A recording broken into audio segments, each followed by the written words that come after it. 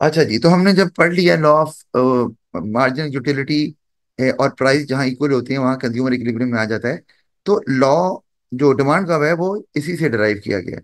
अब आप इस टेबल को गौर करो। तो अगर प्राइस 50 है तो मार्जिनल यूटिलिटी 50 है। तो कंज्यूमर इक्विलिब्रियम में यार वो 20 क्वांटिटी बाय कर रहे हैं। हमें समझ आ रही है, ठीक है, हम अज्यूम कर रहे हैं ना यहाँ पर। अब क्या हुआ कि प्राइस कम हो गई तो डिमांड बढ़ती है, हमें पता है, लेकिन उसकी वजह क्या है? जब प्राइस कम हुई तो मार्जिनल यूटिलिटी जो है वो तो 50 है ना, क्योंकि प्राइस के कम या ज्यादा होने से मार्जिनल यूटिलिटी में फर्क थोड़ी ना पड़ रहा है। ठीक है ना? तो जब प्राइस 40 हो गई तो मार्जिनल यूटिलिटी जो है वो 50 है, वो यही है। तो इसका मतलब है आपके पास कंडीशन आ गई, marginal utility is greater than price. तो उसके लिए तो फायदेमंद है, वो मजीद कंज्यूम करेगा, तो वो चला जाएगा 25 पे। और जब वो एक 25 पे जाएगा, लेट से मैं तो यहाँ assumption ही रखी हुई ना, तो मार्जिन यूटिलिटी गिर के 40 पे आ गई। अब वो दोबारा बराबर आ गई, 40 40, इतनी यानी कि कंज्यूम करेगा ना वो, ताकि दोनों बराबर हो जाए, तो फिर इक्विलिब्रियम में आ गया। फिर प्राइस और गिर गई अगर, तो वो दोबारा उसकी तो मार्जिन यूटिलिटी 40 है, फिर ज्यादा है, वो फिर और कंज्यूम करेगा ताकि मार्जिन यूटिलिटी कम हो मेरी, और वो बराबर आ जाए, वो दोबारा से बराबर आ गई, 30 पे आ गई। और इस तरह फिर वो, तो प्राइस कम होने से वो इस तरह इसलिए डिमांड बढ़ाता है। और इसी तरह अगर हम उल्टा चले जाएं कि वो 20 पे है और उसकी मार्जिन यूटिलिटी भी 20 है, लेकिन वो प्राइस 30 पे चली जाती है, तो अब उसकी मार्जिन यूटिलिटी कम हो गई है, वो 20 पे है। तो वो क्या करेगा? वो कम कंज्यूम करेगा ताकि मार्जिन यूटिलिटी बढ़कर प्राइस के बराबर आ जाए। तो वो 35 से 30 पे चला गया, या कोई भी क्वांटिटी जो आप लेना चाह रहे हो वो ले सकते हैं। क्यों जी, ठीक हो गया ना ये? जी सर। अच्छा।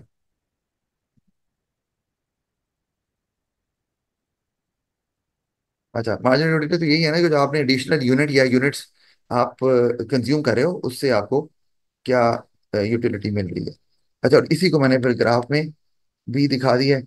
तो ये डिमांड का है और नेगेटिव डिस्ट्रीब्यूट है, ये तो आपको पता ही है, लेकिन ये पीछे मार्जिनल यूटिलिटी जो है ना, इज इन ऑपरेशन है, जिसको देखकर कंज्यूमर ये बिहेवियर अडॉप्ट करता है, यानी कि प्राइस और डिमांड में नेगेटिव रिलेशन होता है। अच्छा, ये जो हमने पढ़ा है, ये है सिंगल कमोडिटी मॉडल, अगर कंज्यूमर ने इक्विलिब्रियम में आना है तो। लेकिन आपको पता है कि प्रैक्टिकल लाइफ में तो एक चीज नहीं खरीदता कंज्यूमर। अब ये भी तो आपका सवाल बनता था ना, कि सर वो एक ही चीज क्यों खरीदी जाएगा, एक ही चीज पर? वो इनकम है तो वो और चीजें भी खरीद सकता है। तो ऑफ कोर्स ये तो चीजें हैं, जब आप लॉ बनाते हैं और अज्यूम करते हैं तो फिर कुछ लिमिटेशन भी होती है उसकी, और कई एजम्पशंस के ऊपर जो है ना वो ऑब्जेक्शन भी आता है। ये तो होता है इकोनॉमिक्स के अंदर। लेकिन फाइनली आप पर किसी पॉइंट पर पहुंच जाते हैं जिससे आप कुछ डिराइव कर सकते हैं। अच्छा, अब consumer equilibrium in case of to commodities अगर हम देखें, तो हमारे पास जो है ना वो आ जाता है law of equi marginal utility. और उसके और नाम भी हैं, लॉ ऑफ सब्स्टिट्यूशन है, लॉ ऑफ मैक्सिमम सेटिस्फैक्शन है, तो ये हम बोल लेते हैं। लेकिन law of equi marginal utility law of diminishing marginal utility से ही डेराइव किया गया है। तो ये जो DMU मैंने लिखा हुआ है, इसका मतलब डिमिनिशिंग मार्जिनल यूटिलिटी है। तो अजम्पशन वही है, प्रिंसिपल्स वही हैं, वहीं से इसको जो है वो अडॉप्ट किया है। तो लेकिन बस इसमें ये है कि आप एक से ज्यादा चीजें अब कंज्यूमर खरीदेगा, और प्रैक्टिकली भी ऐसे ही होता है। वो वैरायटी ऑफ प्रोडक्ट खरीदता है, लेकिन हम यहाँ पर एग्जाम्पल को सिंपल रखने के लिए सिर्फ दो ही चीजें लेंगे। मतलब दो से ज्यादा भी कर सकते हैं, तीन भी कर सकते हैं, लेकिन वो फिर ज्यादा कॉम्प्लेक्स हो जाएगी, तो फिर हैंडल करना मुश्किल है। हमने तो एग्जामिनर को समझाना है ना कि इक्वी मार्जिन यूटिलिटी काम कैसे करता है, और उससे एक कंज्यूमर ने अगर वैरायटी ऑफ गुड्स लेनी है तो वो किस तरह इक्विलिब्रियम में आएगा। अब डेफिनेशन आपके सामने आपको नजर आ रही है कि a person can get maximum utility with his given income when it is spent on different commodities in such a way that the marginal utility of money spent on each item is equal। अच्छा, marginal utility of money spend, जैसे मैंने आपको पहले बताया था कि वो equal होती है हर जो प्रोडक्ट पर खर्च कर रहे हैं। कि मैं इसको यहाँ बताऊंगा आपको, आपने याद रखना है, इसको हम बोल रहे हैं marginal utility to price ratio. Marginal utility of money को हम कह रहे हैं marginal utility of price ratio. अच्छा, just a minute, because I do not have the pen, I need to get it, just a minute.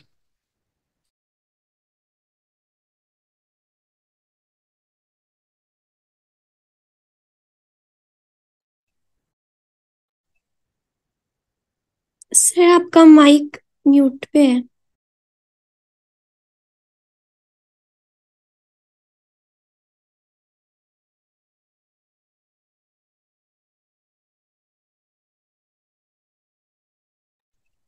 Sir आपका mic mute पे है।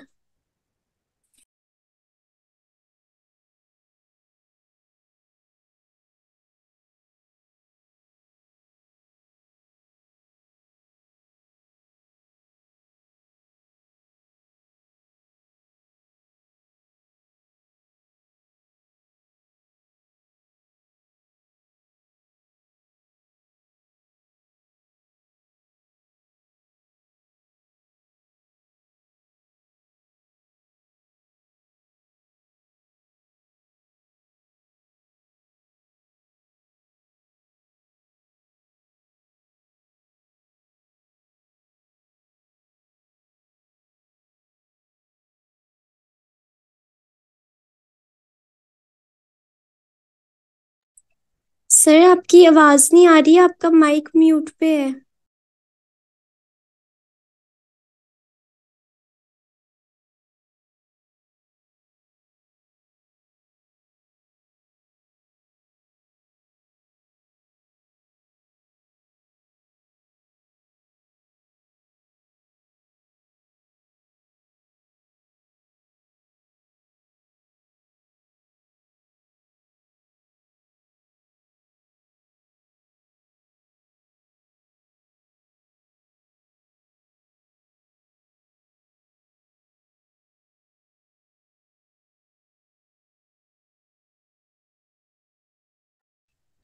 Sir मेरी आवाज आ रही है, आपका माइक म्यूट पे है, आपकी आवाज नहीं आ रही।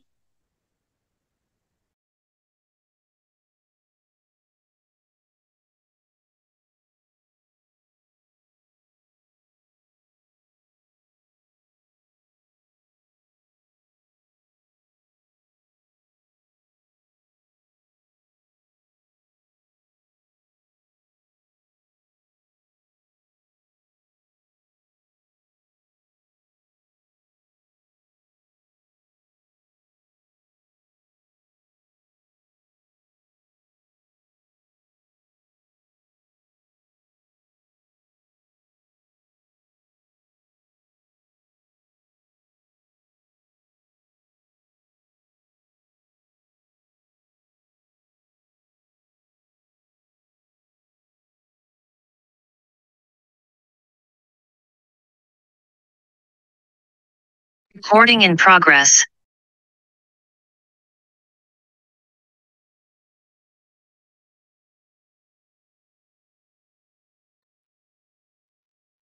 हेलो। हेलो। जी। जी सर जी आपका माइक म्यूट पे था, वो मैं आपको मैसेज भी करी थी तो फिर सकीना, मैंने आपको मेरी आवाज नीचे आ रही मीना है? आपको मेरी आवाज आ सर मुझे आपकी आवाज आ रही है, पहले आपकी आवाज नहीं आ रही थी, आपका माइक म्यूट पे था। हेलो। मेरी आवाज आपको आ रही है? जी सर अब आ अच्छा, रही है, पहले आई आप सी वो ना, म्यूट पे था। मुझे नहीं आवाज आ रही। जी, अब आप बोलिए जरा। जी सर आपका माइक म्यूट पे था, वो मैं आपको मैसेज भी करी थी लेकिन शायद आपको मैसेज नहीं पहुंच रहा था तो फिर मैंने मीटिंग लीव कर दी थी। अच्छा, okay, all right, all right. Okay, no issues.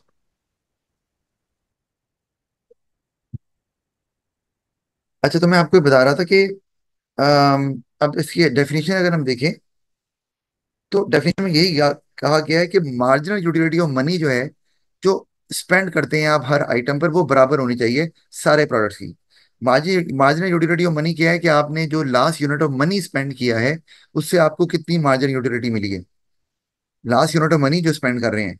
और इसको हम शो करते हैं इस तरह से। अगर फर्ज किया प्रोडक्ट एक्स है, तो मैं कह रहा हूँ marginal utility of X over price of X. इसे बोलते हैं marginal utility to price ratio. और ये मार्जिनल यूटिलिटी ऑफ मनी ही है कि आपने जो लास्ट यूनिट मनी का स्पेंड किया है, उससे आपको कितनी मार्जिनल यूटिलिटी मिलेगी।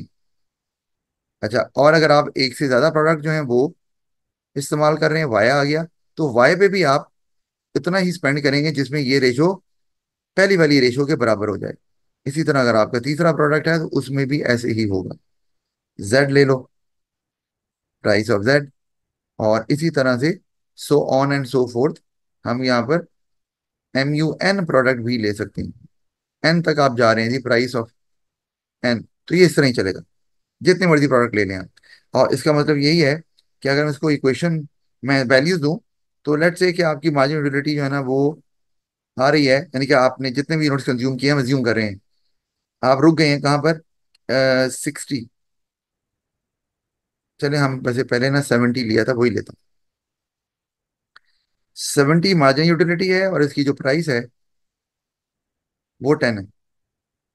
ठीक है, तो आंसर 7 आएगा, ठीक है। अच्छा, फिर वाई है, तो वो उसकी मार्जिन यूटिलिटी 105 है और उसकी प्राइस 15 है, अज्यूम कर रहा हूँ मैं। और जेड जो है वो उसकी यूटिलिटी जो जितने आपने लास्ट यूनिट कंज्यूम किया है, उसमें जो पैसे खर्च किए हैं उससे मार्जिन यूटिलिटी आपको आ रही है 42 और उसकी जो प्राइस है वो 6 है। तो अब देखो तीनों से जो आंसर आपको आ रहा है वो 7 है।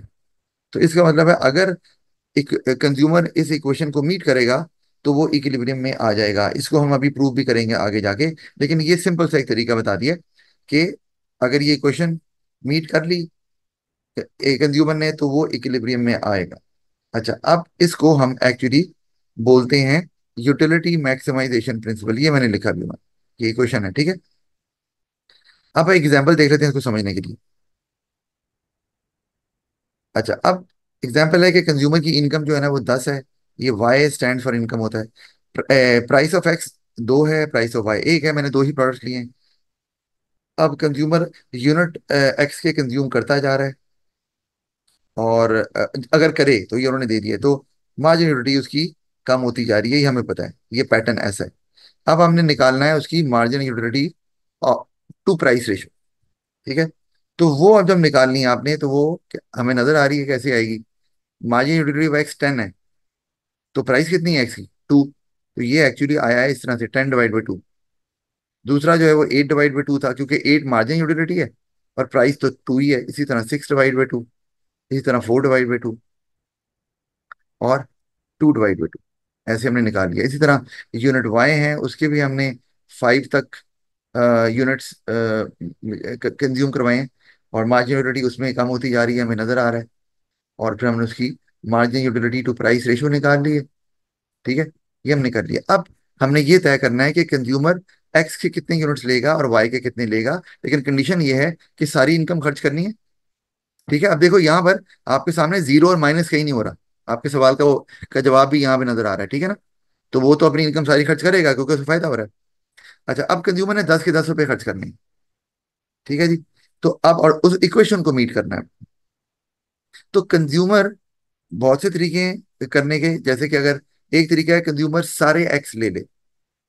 तो एक्स अगर सारे कंज्यूम करता है कंज्यूमर, तो कितने यूनिट्स ले लेगा, ऑफ कोर्स 5 यूनिट्स। क्योंकि 5 यूनिट जो हैं वो इस तरह लेगा कि 2 रुपए का एक है। तो 5 2 10, 10 रुपए पूरे खत्म हो गए। इसका मतलब है जो सारी मार्जिनल यूटिलिटी आएगी वो ये है, सॉरी टोटल यूटिलिटी को जमा करेंगे तो आपके पास मार्जिनल यूटिलिटी आ जाएगी। और ये 18 और 6, 24 और 28, ये आपका 32 बनेगा, जो आपकी टोटल यूटिलिटी होगी, ठीक है। और आपकी जो यूनिट वाई है उसका तो जीरो आएगा, ज्यादा तो पैसे ही नहीं बचे, खत्म हो गए। अच्छा, ठीक है। इसी तरह आप इसको चेंज, कॉम्बिनेशन को चेंज भी कर सकते हैं। आप कहें कि मैंने ऐसे सारे एक्स पे खर्च नहीं करने, ना करो, ठीक है। लेकिन इस तरह तो फिर बहुत देर लग जाएगी ना, आप टोटली करते रहेंगे इस तरह से, तो उसकी जरूरत नहीं है। आपको सिंपली ढूंढना है कि वो इक्वेशन जेन में लानी है। तो अब अगर मैं फर्ज किया कहता हूँ कि चले मैं एक्स के 1 यूनिट कंज्यूम करता हूँ, तो इसकी marginal utility to price ratio 5 है। वाई के मैं फिर, अब जब एक्स का एक किया है तो आपके पास जो है वो 8 रुपए बच गए। तो आपने कहा कि मैं वाई के 2 कर लूंगा। तो ये देखें जी, मार्जिन यूटिलिटी ऑफ प्राइस इसकी भी 5 है, इसकी भी 5 है, बराबर आ गई, कंज्यूमर इक्विलिब्रियम में है, जो कि गलत होगा। और क्यों गलत होगा, इसलिए क्योंकि सारी इनकम खर्च ही नहीं हुई। तो सारी इनकम खर्च करना शर्त है। तो आपको ये देखना है इनकम भी खर्च सारी होनी चाहिए और मार्जिन यूटिलिटी प्राइस रेशो वो भी इक्वल आनी चाहिए। तो वो मैंने फिर कॉम्बिनेशन एक लिया है कि वो कंज्यूमर जो है वो 3 यूनिट एक्स के कंज्यूम कर रहा है, तो उसकी मार्जिन यूटिलिटी प्राइस रेशो 3 आ गई। और वाई जो है, अब उसके पास पैसे कितने बचे, पैसे उसके पास 4 रुपए बच गए, क्योंकि 3 यूनिट्स ले रहा है तो 3 2 6, तो वो 6 रुपए तो गए। अब वो 4 यूनिट्स इसके लेता है, तो आप देख लो वहां पर भी मार्जिन यूटिलिटी जो प्राइस रेशो 3 आ रही है। अब जरा देख लें कि टोटल यूटिलिटी कितनी आ रही है। ऑफकोर्स मार्जिनल यूटिलिटी को जमा करने से आती है ना। तो अब देखो 10, 18 और 24 मैंने यहाँ लिख दिया। और प्लस उसमें हम करेंगे क्योंकि 3 यूनिट ही कंज्यूम कर रहे हैं ना। अब वाई को ले लो तो वाई के 4 हैं, तो अब उसमें 6, फिर ये 5, 11 हो गया। सॉरी, ये 11 कहाँ से हो गया, हमें तो यूटिलिटी को काउंट करना है ना, रेशियोज को थोड़ी काउंट करना है। ये 6, 5, 11, 11 और 4 15, 15 और 3 18। तो हमने यहाँ पर ये भी ऐड कर लिया।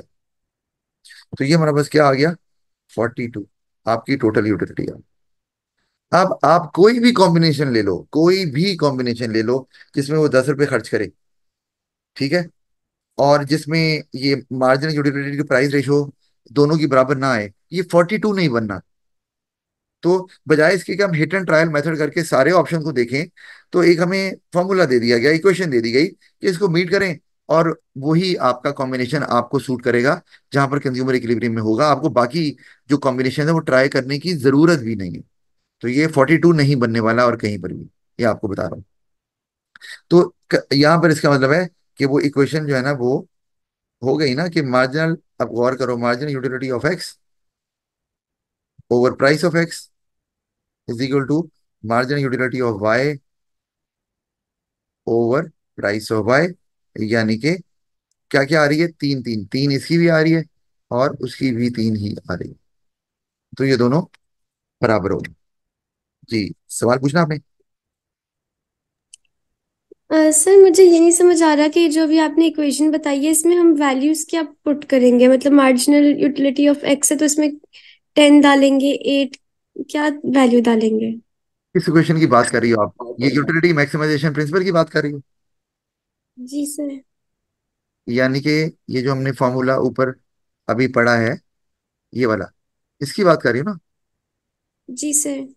देखो इसमें, आप देखो, आप जो मार्जिन यूटिलिटी निकाल रहे हैं, ठीक है, मैंने आपको सिर्फ बताया है कि मार्जिन यूटिलिटी इससे ज्यादा आ नहीं सकती।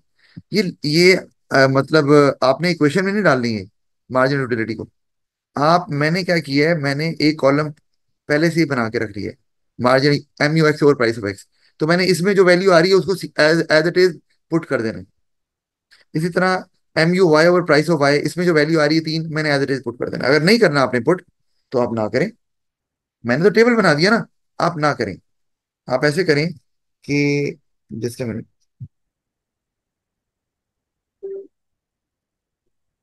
कि आप ऐसे कर लें, मैं इसको, अच्छा अब ये देखो, मैं यहाँ पर ये करता हूँ कि मार्जिन, अब वो कितने यूनिट्स ले रहा है, 3, तो मैं ऐसे कर देता हूँ, मार्जिन ऑलरेडी तीसरे पे कितनी हमें नजर आ रही है, 6, ठीक है, प्राइस कितनी है एक्स की, 2, तो ये 3 ही आ रहा है ना, मैंने वर्किंग पहले कर ली। इस तरह ये एम यू वाई है, तो उसके 4 यूनिट्स ले रहा है, तो एम यू वाई कितनी है, 3, और प्राइस कितनी है, 1, तो ये भी 3 ही आ रहा है। आप शायद इससे कंफ्यूज हो रही थी, आप समझ आ गई है आपको? जी सर। जी, जी सर, समझ आ गई है। Okay, alright. तो मैंने चूंकि पहले ही एक और थर्ड कॉलम दोनों का बनाया हुआ है, तो उसमें पहले हमने ratio, marginal utility price ratio निकाल ली हुई थी, तो इसलिए हम उस वैल्यू को डायरेक्ट ले रहे थे। वरना आपने नहीं लेना तो आप ऐसे भी कर सकते हैं। अच्छा, आगे चलते हैं। तो अब ये तो हमें समझ आ गई कि अगर एक से ज्यादा प्रोडक्ट्स लेने हैं तो कंज्यूमर कैसे इक्विलिब्रियम में आ सकता है। और ये मैंने आगे बताया भी हुआ है वही चीज। और अगर कॉम्बिनेशन चेंज करता है कंज्यूमर, जैसे यहाँ पर मैंने ये देखो, दोनों ये बराबर नहीं आ रहा, ठीक है, दोनों की मार्जिन यूटिलिटी प्राइस रेशो, तो यहाँ पर कंज्यूमर इक्विलिब्रियम में नहीं होगा किसी भी सूरत में। और अगर आप टोटल करके भी देख लोगी मार्जिन यूटिलिटी को, जमा करके देख लोगी, तो टोटल यूटिलिटी 42 नहीं बनेगी। अच्छा, अब अगर हम नीचे देखें तो मैंने एक डायग्राम से भी आपको समझाने की कोशिश की हुई है। ये आप पहले लेफ्ट वाली डायग्राम पे गौर करो। तो इसमें हमने, ऑफ कोर्स, ये रेड लाइन जो मैंने लगाई वो यही है कि कंज्यूमर 3 यूनिट्स कंज्यूम कर रहा है और यहाँ पे आके कंज्यूमर रुक गया है इधर, ठीक है, कि आखिरी जो यूनिट वो कंज्यूम कर रहा है उससे मार्जिन यूटिलिटी 6 आ रही है ना। तो ऑफ कोर्स आप इन सबको जमा ही करेंगे ना अगर आपने टोटल देखनी है तो।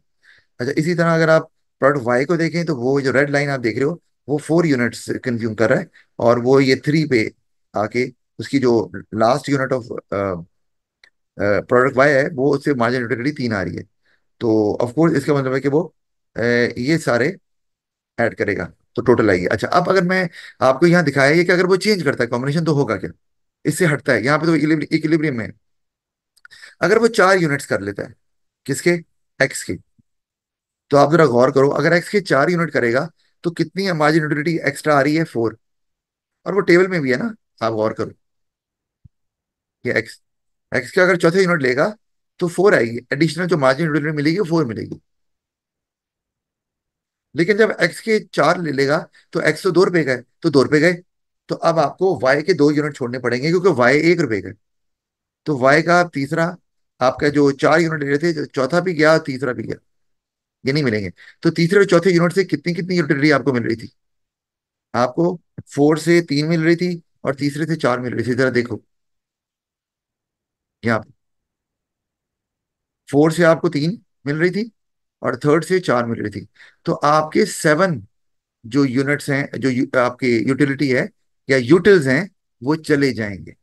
तो आपने गेन क्या किया, आपने गेन किए सिर्फ 4 यूटिल्स, और चले गए 7 यूटिल्स। तो कंज्यूमर की सेटिस्फेक्शन मैक्सिमम कैसे होगी।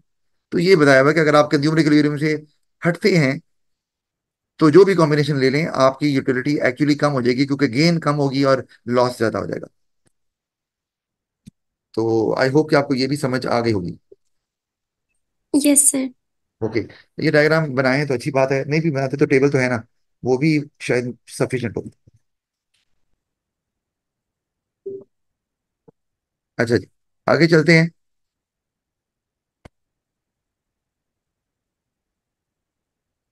आगे लिमिटेशन आ गई इक्वी मार्जिन यूटिलिटी की, उसको भी देख लेते हैं। The law of equi margin utility involve very careful calculation of the expected satisfaction, आपको पता है। ठीक है, फिर आपने कंपैरिजन करना होता है, जो आप पैसे स्पेंड कर रहे हैं, सेटिस्फेक्शन कितनी आ रही है, जो भी हमने किया है। ठीक है, लेकिन कितने लोग ये काम कर सकते हैं, इतनी कैलकुलेशंस को जेन में लेके आ सकते हैं, हर एक की बस की बात नहीं है। तो एक तो ये बात आ गई। अब वहां पे आप दुकान पे खड़े होगे ये करने तो नहीं लग जाएंगे ना कैलकुलेशन। तो दूसरा, फिर consumers are ignorant of other alternative, ये भी कि आपने कहा कि कंज्यूमर जो है ना, वो ये इस इक्वेशन को मीट करने के लिए अपना कॉम्बिनेशन चेंज करता रहेगा जब तक कि ये इक्वेशन मीट नहीं हो जाती। ठीक है, marginal utility to price ratio of each good जब तक बराबर नहीं हो जाती वो कॉम्बिनेशन चेंज करेगा। लेकिन कॉम्बिनेशन, लेकिन कितने लोगों को पता होता है ऑल्टरनेटिव कौन कौन से हैं, कितनी और चीजें हैं। अच्छा, मैं इसको छोड़कर इसको ले लेता हूँ, तो हर बंदे को इतनी इन्फॉर्मेशन नहीं होती, और उसको लगता है बस यही प्रोडक्ट है, वो उसी को लेना शुरू कर देता है। तो स्विच करना भी हर कंज्यूमर की बस की बात नहीं। फिर most of the purchases are now made on the basis of customer fashion, मैंने आपको अभी यहाँ बताया था, assumption है कि ऑर्डिनरी प्रूडेंस होनी चाहिए, आपको पता होना चाहिए कि आपके लिए फायदा क्या है, नुकसान क्या है। तो हमारे यहाँ तो आजकल आप दूसरे को देखकर चीजें लेते हैं, फैशन में आ गया, बस लेना है आपको, सूट करता है नहीं करता, और बाद में आपने इसको पकड़ के फेंकना ही है, कपड़े को, जूते को, ज्वेलरी को, जो भी है। लेकिन तो वो ऑफ कोर्स आपका रैशनल डिसीजन नहीं है, तो वो होता है, तो फिर ये कैसे आप स्विच करेंगे इसमें, आप तो मार्जिन यूटिलिटी देख ही नहीं रहे, क्योंकि आप तो देख रहे हैं कस्टम फैशन क्या है, और बाद में आपने ले तो लिया और बाद में आपने साइड पर रख दिया, क्योंकि आपको वो चाहिए नहीं था, लेकिन आपने दूसरे को देकर ले लिया, ये लोगों को देकर ले लिया। अच्छा, इस तरह in case of individual goods margin utility to price ratio can not be equalized by substituting products, ये भी प्रॉब्लम है। ये तो हम कह रहे हैं इसका 1 यूनिट, इसका 1 यूनिट, तो अगर मैं बात कर दूं घर की, गाड़ी की, तो इन चीजों को कैसे आप यूनिट्स में डिवाइड करेंगे, पॉसिबल नहीं है। तो वहां पर तो ये फिर अप्लाई नहीं होता ना प्रिंसिपल। फिर margin utility of durable goods can not be easily assessed because of their long life, ये भी है। आपने एक फर्नीचर ले लिया, तो फर्नीचर तो पता नहीं कितने साल चलता है, तो आप उसकी मार्जिन यूटिलिटी कैसे कैलकुलेट करेंगे, वो मुश्किल है। तो क्योंकि पता हो आपको उसकी इतनी लाइफ है या मार्जिन यूटिलिटीज की यहाँ कम हो रही है, हो सकता है कि आप उसको अगर इस्तेमाल कर रहे हैं तो कुछ अर्से तक तो उसकी मार्जिन यूटिलिटी कम ही ना हो, लाइफ इतनी ज्यादा लंबी होती है उसकी। तो ये एक प्रॉब्लम आ गया। फिर यूटिलिटी, और इसीलिए इसको मैयर नहीं, यानी कि या इतनी कम सेटिस्फेक्शन ड्रॉप कर रही होती है, जैसे आप खाने पीने की बात करें तो सेटिस्फेक्शन बहुत तेजी से गिरती है, पेट जो भर रहा है, समझ आ रही है आपको। लेकिन ड्यूरेबल गुड्स में आपकी सेटिस्फेक्शन लेवल बहुत स्लोली गिर रहा है, जिसको कैलकुलेट करना या इमेजिन करना मुश्किल काम है। फिर last, utility is not measurable and hence can not be added and compared, ये तो बता दिया है कि ह्यूमन सेटिस्फेक्शन को आप कैसे मैयर कर सकते हैं। ये तो आपने एक आर्टिफिशियल यूनिट बना लिया, तो और उसके थ्रू आप मेजर करें, लेकिन प्रैक्टिकली हम ऐसा कैसे करेंगे जो कि मुमकिन नहीं है। अच्छा, इसके बाद हमारे पास, अच्छा यहाँ तक कोई सवाल है आपका? नहीं है ना? No sir. All right. आगे अब इसमें भी आपने डिमांड कर्व को देखना है और उसकी डेरिवेशन देखनी है कि law of equi marginal utility के थ्रू कंज्यूमर कैसे बिहेव करता है। कंज्यूमर उस तरह ही बिहेव करता है, क्या प्राइस बढ़ती है डिमांड कम होती है। ठीक है, वो तो हमने सिंगल कमोडिटी मॉडल में देख लिया कि वो अप्लाई होता है लॉ ऑफ डिमांड पे। ठीक है, लेकिन प्रैक्टिकली चूंकि हम एक से ज्यादा चीजें खरीदते हैं, तो हमें अब देखना है कि अगर कंज्यूमर एक से ज्यादा चीजें खरीद रहा है, तो तब ये जो थ्योरी है, ये जो लॉ है, ये किस तरह एप्लीकेबल है कंज्यूमर को एक सर्टन वे में बिहेव करने पर जिसमें उसकी सेटिस्फेक्शन मैक्सिमम हो जाए। तो और जो और जो प्राइस और डिमांड का नेगेटिव रिलेशन है, वो किस तरह जो है ना वो प्रूव होता है टू बी ट्रू। तो वो हम देखते हैं, यहाँ पे एग्जांपल देखते हैं डायरेक्ट, कि हमारे पास वही मैंने एग्जांपल तो उसी तरह से ही दी हुई है ताकि आसानी से समझ आ जाए कि हमने क्या किया है कि इनकम ली है 10 रुपए और एक्स की प्राइस दो, वाई की एक, वही चीज सेम। ठीक है, ताकि हमें वो जेहन में रहे वही एग्जांपल। तो अब कंज्यूमर ने क्या किया कि हम जैसे देख रहे हैं यहाँ पे कि एक्स के 3 यूनिट ले लिए, अब मैंने वैल्यूज डिफरेंट ली है। ठीक है, वाई के 4 ले लिए, और वो इक्वेशन उसने मीट कर ली, वो इक्विलिब्रियम में आ गया। फाइन, क्योंकि दोनों जगह पे मार्जिन यूटिलिटी प्राइस रेशियो दोनों की इक्वल आ रही है, और पैसे भी पूरे 10 के 10 खर्च हो रहे हैं। अच्छा, अब क्या हुआ कि अब चूंकि हमने लॉ ऑफ डिमांड ड्राइव करना है, तो लॉ ऑफ डिमांड में तो दो चीजें चेंज होती हैं, कौन कौन सी? प्राइस और डिमांड। तो हमने क्या किया, आगे प्राइस चेंज कर दी। यहाँ पे क्या किया, वाई को 2 कर दिया, पहले 1 रुपए का था, अब 2 का हो गया। तो अब कंज्यूमर क्या बिहेव करेगा डिफरेंटली, अपने कॉम्बिनेशन को चेंज करेगा फॉर बोथ द गुड्स। तो हम कहेंगे यस, यानी कि ये लॉ जो है ना वो गाइड कर रहा है कंज्यूमर बिहेवियर को to behave in a certain way. और वो क्या होगा, ऑब्वियसली नेगेटिवली रिलेटेड बिहेवियर होगा प्राइस के मुकाबले में। तो अब कंज्यूमर ने क्या किया कि 3 तो यूनिट्स ले रहा है, और यहाँ पर M U X over price of X 15 आ रही है, लेकिन उसने वाई के 2 कर दिए क्योंकि उसको इक्विलिब्रियम में आना है। तो अब वो इक्विलिब्रियम, अब वो वाई के 4 नहीं ले सकता, वैसे भी वाई महंगा हो गया, 4 तो आएंगे ही नहीं। तो वो 15, यहाँ पे अब वो उसने क्या किया, वाई के दो 1 यूनिट, वाई के 2 यूनिट कम कर दिए, 2 यूनिट छोड़ दिए। क्यों? क्योंकि वाई महंगी हुई है। ठीक है, और वो लेकिन उसने अपना वही जो यूटिलिटी मैक्सिमाइजेशन प्रिंसिपल है उसी को फॉलो किया कि मैंने इक्वल करनी है दोनों की जो marginal utility utility to price ratio. तो अब आप गौर करो, वाई की प्राइस बढ़ने से वाई की डिमांड कम हो गई, इसका मतलब है नेगेटिव रिलेशन हमें क्लियरली नजर आ रहा है, कंज्यूमर उस तरह बिहेव कर रहा है। तो ये मैंने नीचे एक्सप्लेन भी किया हुआ है, और उसकी जो डायग्राम है वो यहाँ बनाई हुई है कि अगर वाई का डिमांड कब बनाएंगे, तो उसमें नजर आएगा कि वाई की प्राइस बढ़ने से वाई की जो डिमांड है वो 2 यूनिट से गिर गई। ऑफकोर्स एक्स पे तो फर्क नहीं पड़ेगा क्योंकि उसकी प्राइस में चेंज नहीं आया। ठीक है जी, तो ये है सिलसिला इसका।